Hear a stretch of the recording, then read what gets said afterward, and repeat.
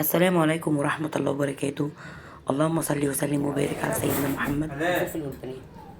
معاكم مطبخ ام جميلة. النهاردة بقى نعمل يا ولاد شوية مكرونة بقى، يا بنات يا حلوين كده. شوية مكرونة اسباجيتا بالبانيه. هنعمل نجيب البانيه نقطعه صغير كده، ونجيب طماطم نبشرها ونشيل منها القشرة. نشيل منها القشرة خالص. ونجيب بصل 4 بصلات ونقطعهم تقطيع اللي هو عادي. ونجيب فلفل الوان، فلفل اخضر واحمر واصفر. ونجيب كل الحاجات دي ونحط التوابل، بابريكا، فلفل اسود، كاري، ملح، مرق الدجاج. ونجيب المكرونه بقى وايه. وشوف انا عملت ايه في نفسي، حطيت المكرونه في صينيه معرفتش ايه احطها في الحله لما دوختني. عملت الحله، غليت الميه، وحطيت فيها شويه ملح وشويه زيت، وحطيتها على النار. المكرونه تتسلق، تتسلق ايه لحد ما تتسلق كويس مظبوط، يعني نص سوا مش سوا كامل، علشان هي تستوي في الفرن تاني. آه وعايزين لايك وشير بقى ونعلي القناة كده علشان نبقى مع بعض دايما، يا رب تبقوا في حياتي. آه هنسلق المكرونة، وبعد ما نسلق المكرونة ايه، هنبتدي بقى نجيب البانيه والفيليه، البانيه والفيليه والبصل والطماطم، ونبتدي بقى ان احنا ايه نعملهم على النار. احنا كده سلقنا المكرونة وخلصناها. بنحط بقى ايه البصلة على النار، وجبنا الموتزاريلا فيها. هنحط بقى حتة زبدة، حتة زبدة وشوية زيت. ونجيب البانيه نشوحه الأول،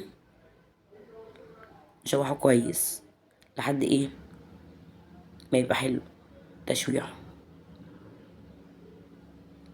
بس. وبعد ما نجيب البانيه ونشوحه تشويحة حلوة، نبتدي بقى نضيف الحاجات اللي احنا ايه هنضيفها. هنضيف ايه بقى؟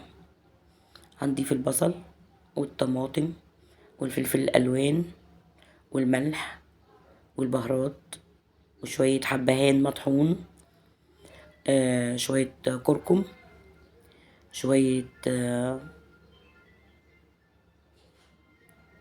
شوية بهارات، شوية ملح، مرقة دجاج واحدة بس على قد كمية البانيه. البانيه ده نص كيلو بانيه.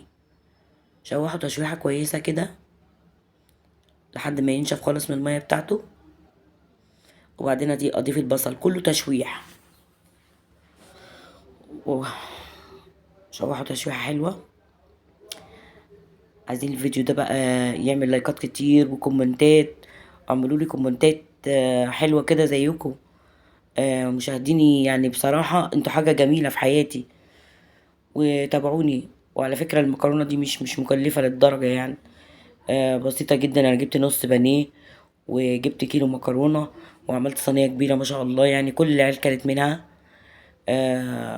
طلعت، انا ما كنتش متوقعة انها تطلع طعمها حلو، فطلعت طعمها جميل جدا، خطيرة يعني بصراحة. اعملوها جربوها. عايزين تعملوا اقل من الكمية دي اعملوا. يعني جربوا وشوفوا هتبقى ايه. انا عن نفسي طلعت جميلة وعجبتني وعجبت ولادي كلها. بس فهي حاجة حلوة جدا يعني، وخفيفة في نفس الوقت. وانا قمت متأخر رحت عاملاها.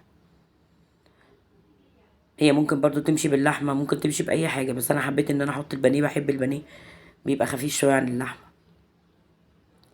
بس بتشويحة حلوة كده. وابتدي بقى ان انا اضيف التوابل الاول عشان تطلع النكهة بتاعتها.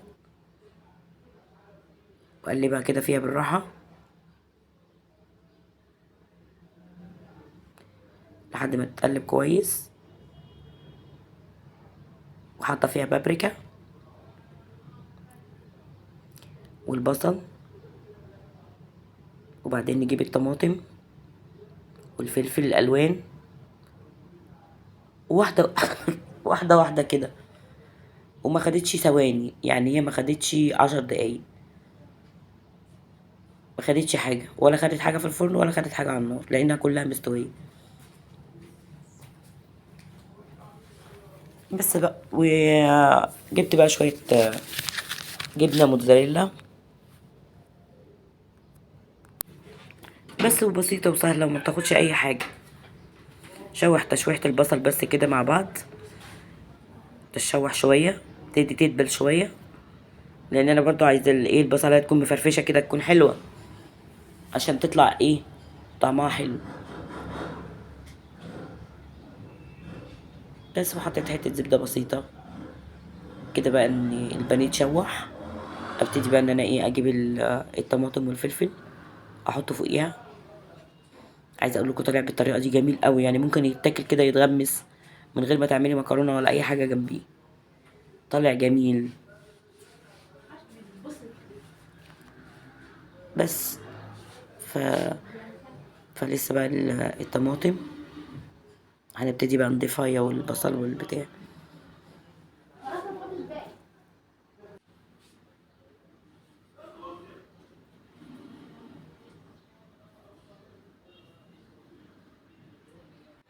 وكده بقى نبتدي نضيف الطماطم على البانيه. واجيب بقى الطماطم كده نضيفها كده، واجيب الفلفل وابتدي بقى ان انا احط الفلفل برضه اضيفه. اضيف كده كل حاجه عليها واسيبها بقى مع نفسها كده، اللي بقى تقلبتين واسيبها مع نفسها لحد ايه ما الحاجات اللي فيها تستوي. ونكون بقى نبتدي بقى نحضر بقى حاجة البشاميلي. انا عملتها المرة دي بطريقة برضو حلوة قوي. ما حمرتش الدقيق، انا عملت الدقيق في اللبن. عملتها ازاي؟ جبت اللبن وحضرته ساقع زي ما هو كده، بقى نقلبها ونسيبها ونبتدي بقى نعمل ايه.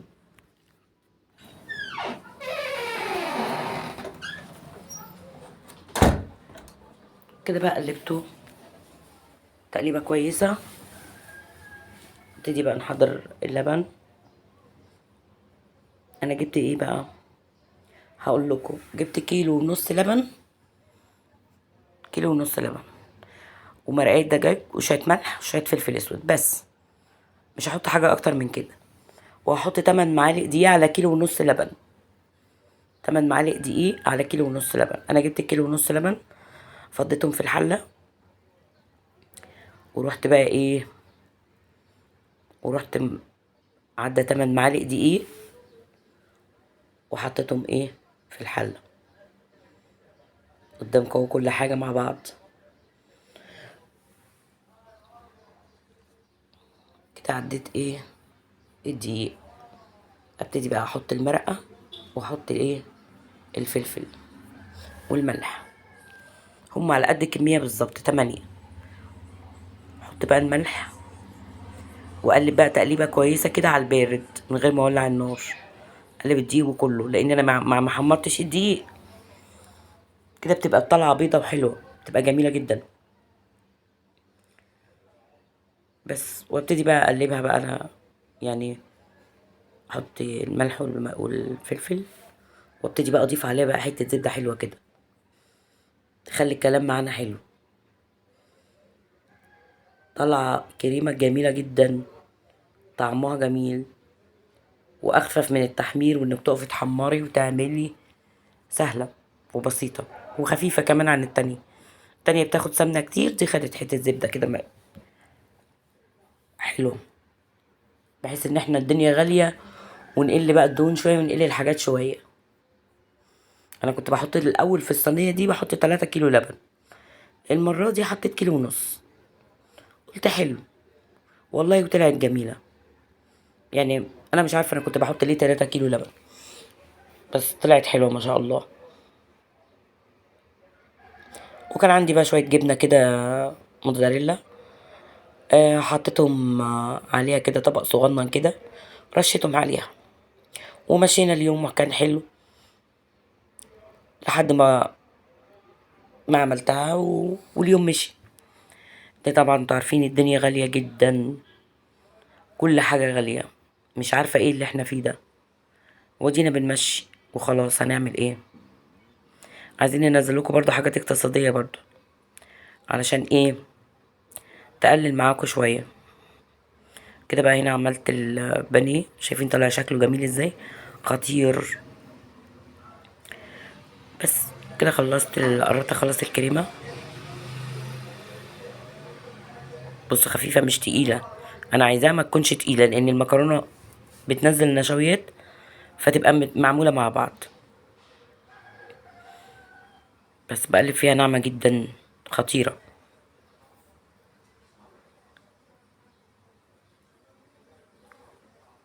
كده بقى هجيب البانيه. انا جبت شويه كريمه، وحطيت نص الكريمه في قلب المكرونه من جوه. بس تقريبا ما جاتش بقى، كانت الكاميرا فصلت تقريبا. وحطيت كده، لا حطيت الاول شويه البانيه، وهحط بقى فوقيه ايه، نص الكريمه. وابتدي بقى ايه اقلب كله في بعضه. انا كده حطيت شويه بانيه، طعامه المكرونه يخليها كلها داخل فيها البانيه، تبقى حلوه غير البانيه اللي في النص.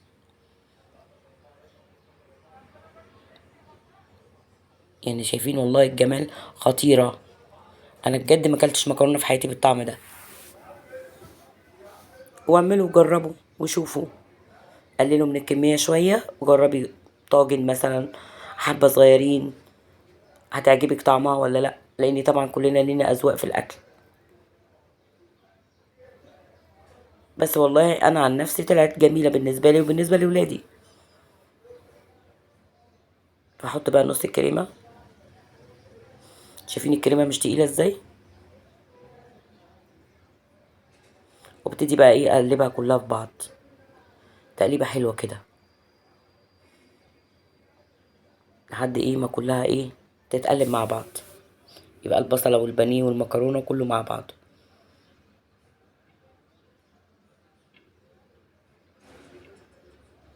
شايفين الجمال، والله جميله. والله حق طلعت شويه مكرونه قمر، شويه مكرونه دلع. جربوه، وعايزاكم توصلوا لي الفيديو ده بقى، عايزاكم توصلوا لي الفيديو ده. يعني عايزين نرفع القناه، عايزين نكمل نرفع القناه شويه يعني. وشاهدوني كده وشيروا الفيديو، اي فيديو نزله شيروه. متابعيني اللي بتتابعني، اللي انا بحبهم وهم بيحبوني. ويا رب دايما تبقوا في حياتي كده.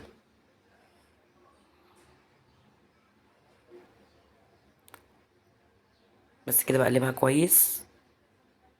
بس انا عاملاها طويله بقى، فمش عايزاها ايه تبقى المكرونه قصيره مقطعه قصيره.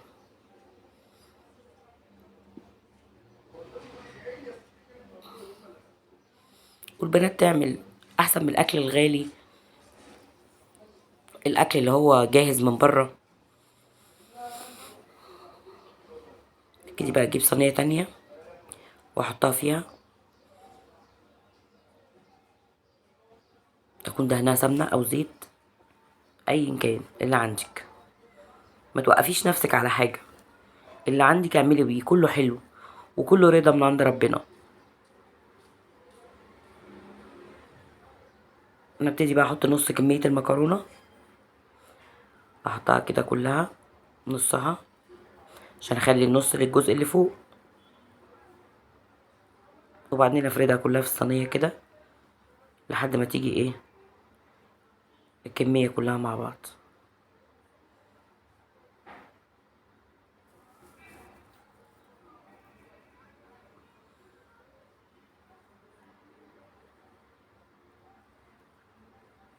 وقولوا لي لو في اي حاجه شفتوها غلط في الفيديو، قولوها لي. الكومنتات بتاعتكم عايزه اشوفها وهرد عليكم والله. لو انتوا شايفين اي حاجه قولوها لي. واستحملوا ان انتوا تشوفوا الفيديو ده يعني طويل شويه، لان انا موريهولكم من اول ما عملت كل حاجه، ما حضرت كل حاجه. بس اهم حاجه الكومنتات واللايك والشير. الشير اهم حاجه، والكومنتات واللايك.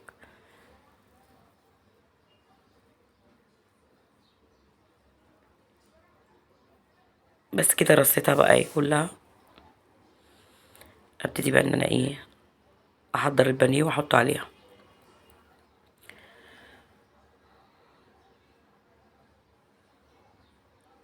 البانيه بحطه كده عليها. هو مش كتير كله، بس هو يعني هيكفي ما شاء الله يعني. لا، شايفين الالوان مع بعضها جميله ازاي؟ والله جميله حكايه. شويه مكرونه بالصوص الابيض تحفه. وعايزه اقول لكم ما خدتش 10 دقايق في النار. حطيتها في الفرن بقى بعد ما خلصت، ورصيتها خالص وحطيتها في الفرن. الفرن بتاعي شوايه وفرن مع بعض. هو يا دوبك ولعت عليها شوايه وفرن مع بعض. ما خدتش 10 دقايق. ما كملتهمش والله، خفيفه جدا. حتى عملت جنبها سلطه مش محتاجه السلطه، بس في عيالي بتحب، حد من عيالي بيحب السلطه فعملتها له. لكن انا عن نفسي كلتها كده، لان هي كلها طعمها حلو، مش محتاجه مخللات ولا محتاجه اي حاجه.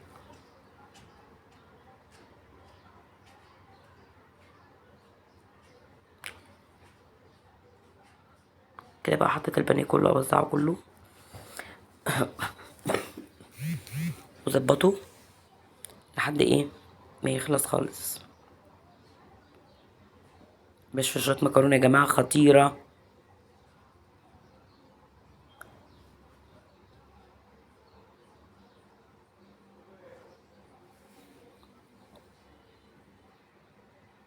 بس كده وزعته بقى كله. وابتدي بقى ان انا ايه احط الجزء التاني من المكرونه. الجزء التاني من المكرونه ابتدي بقى ان انا احط البشاميل الباقي، اوزعه برضو في الصينيه كله.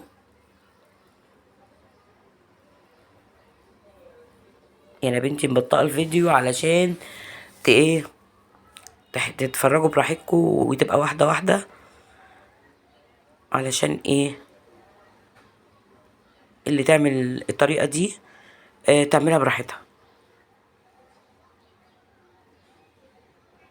كومنتات يا جماعه ولايك. عايزين القناه تعلى بقى شويه.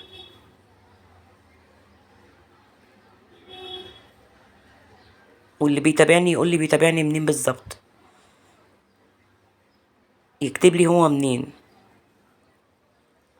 وربنا يا رب يوفق الجميع ويحسن ما بين ايدينا كلنا جميعا، ويوفقنا كلنا في الخير باذن الله.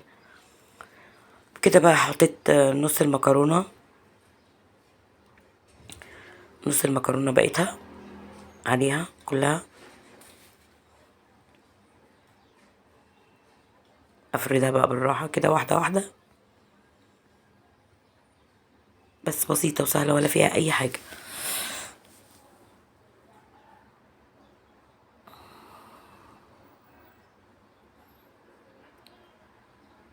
كلها جميله قدامكم، كلها معموله قدامكم، وبسيطه جدا وسهله. كانوا زمان بقى بيعملوا لنا المكرونه بطماطم، ويعملوا لنا دلوقتي طالع حاجات الواحد بيفكر فيها والله بتطلع جميله. يعني كان زمان امي وامك ما كانتش بتعمل الاكل ده. هي طبعا اكلها طبعا ما يعلاش عليه يعني، هي اللي معلمانا طبعا وكده. بس بقت في افكار جديده، بقت في حاجات حديثه في الاكل، وحاجات حديثه غير الاكل اللي احنا كنا بناكله، وغير الحاجات اللي متعودين عليها. وصدقوني بدات تعجبني. يعني انا من الجيل اللي مش كبير قوي ولا صغير قوي، في المعقول. بس انا بحب الطبخ جدا. شايفين بقى رصينا المكرونه كلها كده، بنظبطها عشان تبقى الصينيه طالعه حلوه كده. ونبتدي بقى نجيب بقيه الكريمه اللي فاضله ونحطها على الوش. الكريمه اللي هي البشاميل، اللي هي الدقيق واللبن والزبده. بس ما بضيفش فيها اي حاجه تانية، وملح وفلفل بس.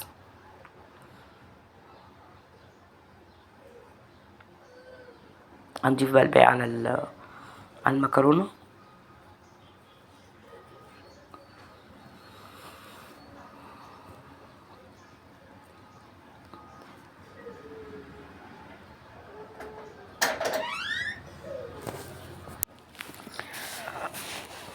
بس وبكده بقى ان انا ايه، هجيب بقيه البشاميل احط عليها. انا على فكره يا جماعه معلش اعذروني في صوتي، لاني عندي واخده نزله برد جامده، بنزله شعبيه حاده فظيعه. ربنا يشفينا يا رب ويشفي كل مريض.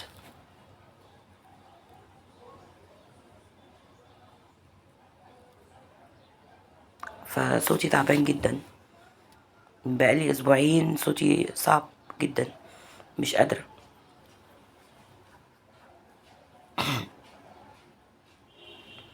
بس كده بقى حطينا البشاميل بتاعتنا عليها. شايفين جمال البشاميل عامل ازاي؟ والله جميل تحفه، حكايه بصراحه.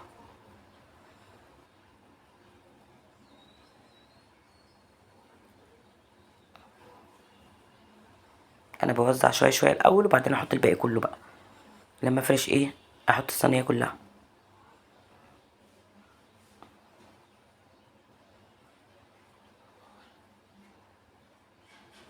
بس كده فاضل لها الفرن بس، والجبنه ترش فوقيها وخلاص.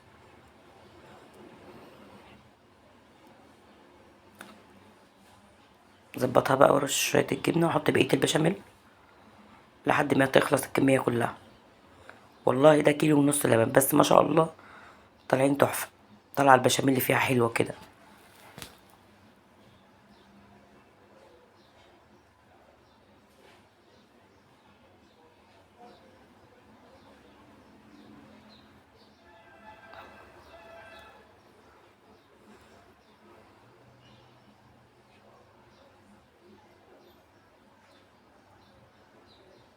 طالعه زي الفل.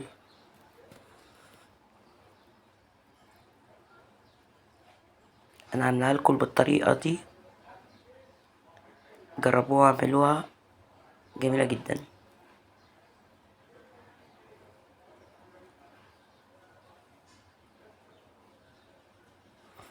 بصراحه طلعت حكايه جامده جدا، خفيفه وفي نفس الوقت مش مكلفه بالنظر للظروف اللي احنا فيها دلوقتي. كل حاجه مولعه نار، كل حاجه غاليه جدا، وربنا يقوي الناس على اللي احنا فيه. بجد هي طلع يعني طلعت حكايه.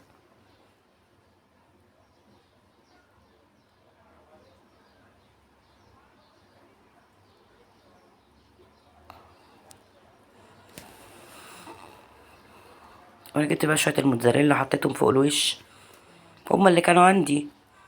فقلت بقى ايه باقيين، فقلت ايه احطهم على الوش يعملوا طعم كده ويبقوا حلوين. ما مش كتير قوي، بس حاجه يعني بسيطه. بس ايه، مشينا الدنيا يعني. والهنا والشفا يا رب على كل اللي كلها.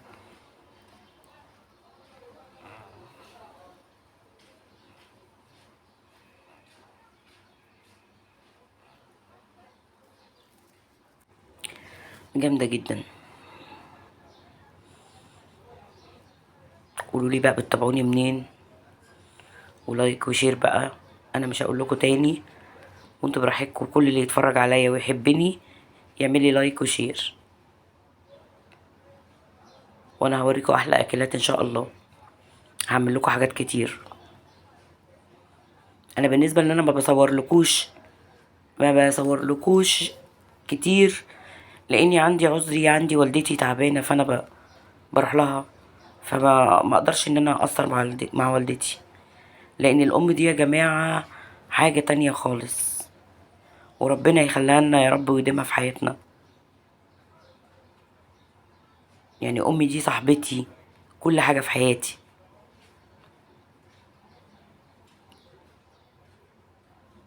كده بقى بعد ما اتعملت، وبالهنا والشفا على كل اللي كل. خطيرة ما شاء الله، جميلة جدا. والسلام عليكم ورحمة